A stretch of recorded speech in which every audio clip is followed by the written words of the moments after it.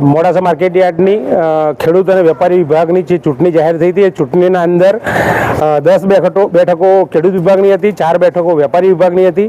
એની ચૂંટણી થઈ રહી તેનું જાહેરનામું બહાર પડ્યું હતું અને 6 તારીખે બધાએ ફોર્મ ભર્યા હતા. એના અંદર આજે ફોર્મ ખેંચવાની છેલ્લી તારીખ હતી ત્યારે અમારી વેપારી વિભાગની ચૂંટણીના અંદર 4 પ્રતિનિધિ હતા એ બિનહરીફ થયા છે અને ભારતીય જનતા પાર્ટીના અને જિલ્લા પ્રમુખની ખૂબ જ એમની આગેવાની હેઠળ એમના આશીર્વાદથી 4 ઉમેદવાર બિનહરીફ થયા છે. અને હવે સંસ્થાના અંદર અમે ખાતરી આપીએ છીએ વેપારીઓ કે વેપારીના કોઈ પણ કામ હોય એના અંદર ક્યાંય પણ કચાશ નહીં રાખી અને આ સંસ્થાનો વિકાસ થાય, ખેડૂતોને પણ કોઈ તકલીફ ના પડે એ દિશાના અંદર કાર્ય કરીશું.